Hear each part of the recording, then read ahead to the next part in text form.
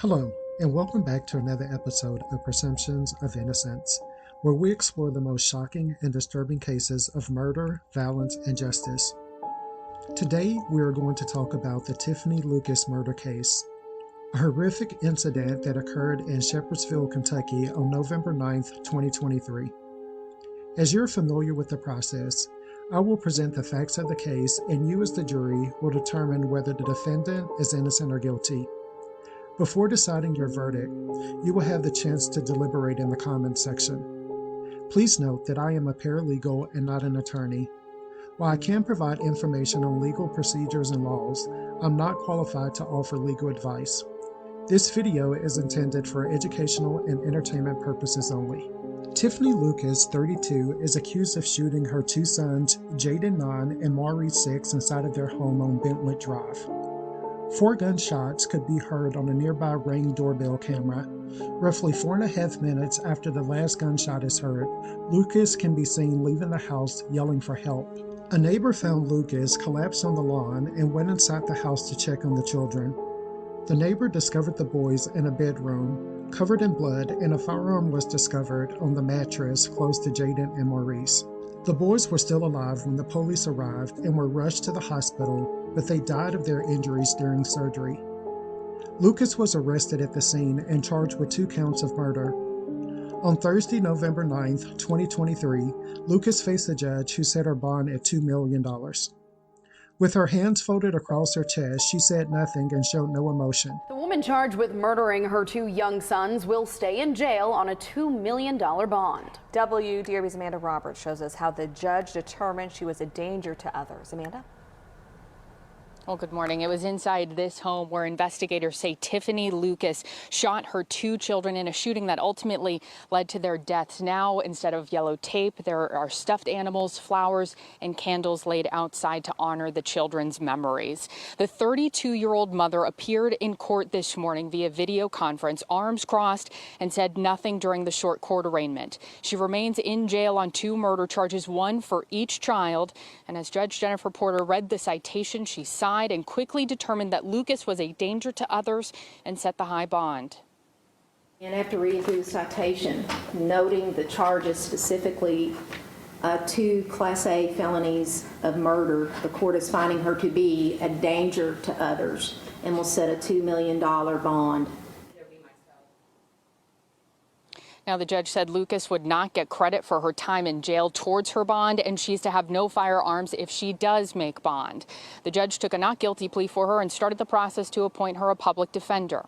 The shooting happened Wednesday morning around 11 when neighbors spotted Lucas outside and asked if she was okay. She responded that her kids were dying inside the home. That's when a neighbor found the 6- and 9-year-olds in a bedroom and called 911. Investigators say the gun was nearby. There were no family members of Lucas inside the courtroom. She will be back in court next week. The motive for the shooting is unclear, but the family of the boys said they have called CPS over the years with concerns about Lucas. However, the exact reason and outcomes of those calls are not specified in the results. She has a criminal record for drug possession and spent a month in jail in 2019. She also has a history of mental health issues and substance abuse, according to the family of the boys. They also said the father of one of the boys had died in 2019, and the identity of the other father is unknown. Darrell Howard, the brother of Jayden and half-brother of Maurice, said he had played a card game with the boys a few days before the shooting and had the best time ever. He also said he and other family members had called CPS over the years with concerns about Lucas, but nothing was done to protect the children. He expressed his regret and anger at Lucas, saying, "You scarred everybody with this one. You scarred everybody with this."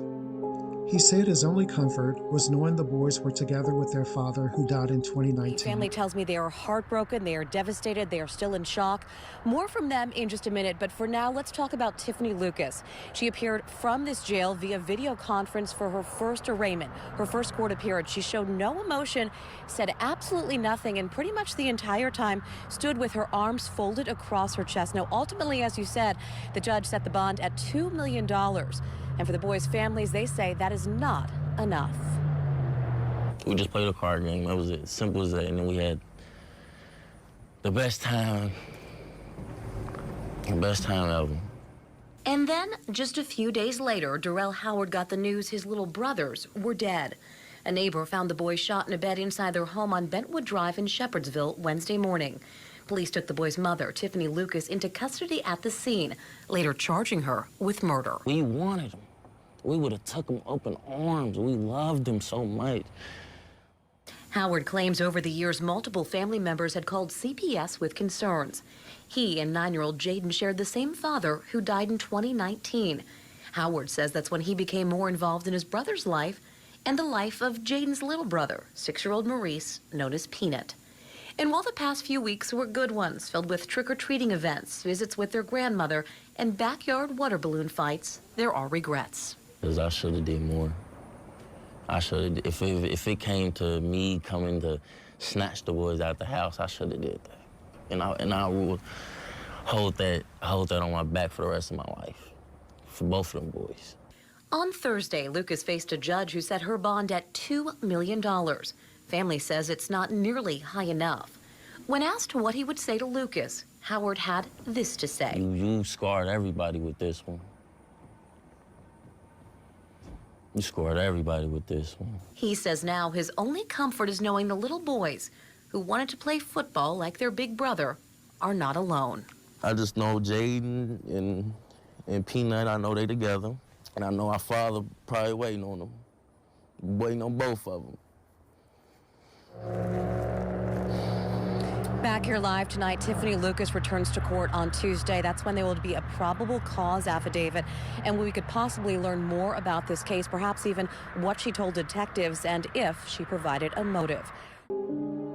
Patricia Harrell, a neighbor of Lucas, said she was a mom of 2 and it was hard to cope with the tragedy. She said she had seen the boys outside a few times waiting for the bus, and they were playful and loving. She said she was shocked and saddened by what happened. Steve Steyer, another neighbor of Lucas, said he wondered what the world was coming to. For a mother to shoot her 2 children like that. He said he did not know the family well, but he felt sorry for the boys and their relatives. Talia Crutcher, who was a very close friend to Tiffanie Lucas, shared a devastating post on social media stating, "I just can't believe this. I'm sick to my stomach. Celine, Tiffany, Ann, WTF, bruh, why would you do this? We was literally all together last Sunday and everything was 100. You was your normal self, the kids was happy and we was happy. God, I can only imagine what you've been putting your babies through all these years and they still loved you. To know that you killed them, even loved you so much, dog, my kids. My kids are so heartbroken. You made my son cry. Tiffany, he don't cry. They was babies. How could you kill them and not even call the police to help save them? You waited until a neighbor came in your house. You could have saved them. Why would you just not kill yourself? I can't believe you killed my babies, both of them. I'm so sick and hurt. I look at my kids and could never kill them." She had to be hearing voices or some type of mental issue because this is not the Tiffany I know. She would never hurt her babies. Never. I can't believe this is real.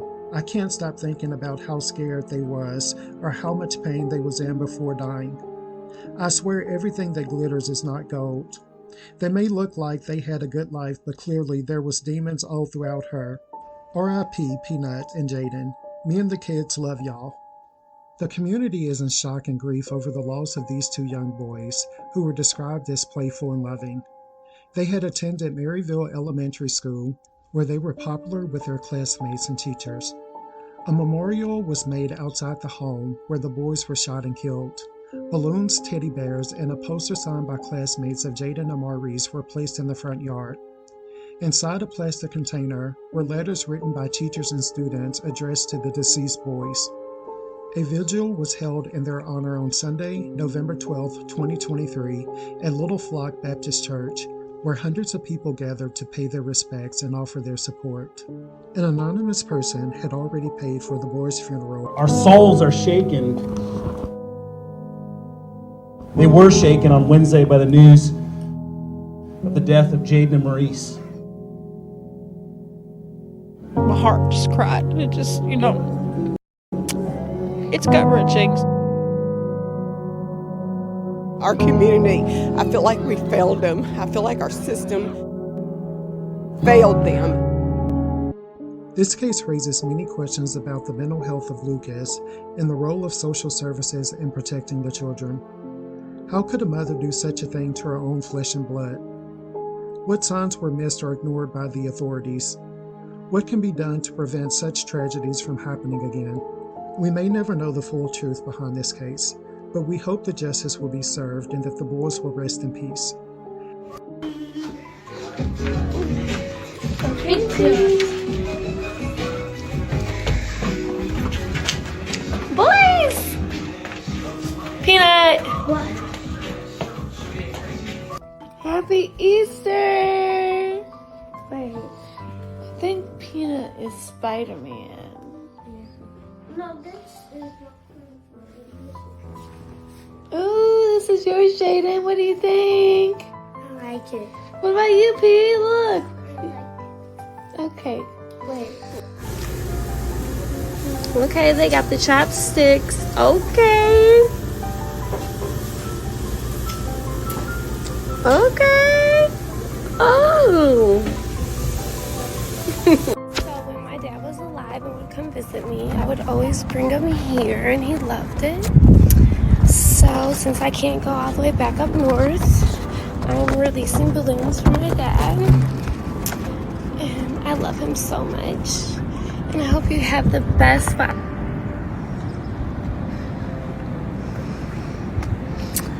They didn't have Father's Day balloons, but I got a smiling face because you always make me smile. And a flower because you always bought me flowers. I found a broken bottle. Be grateful if your father is here. Be present in his life. Mend relationships. You never know. I watch my son struggle without his, and we struggle without mine. So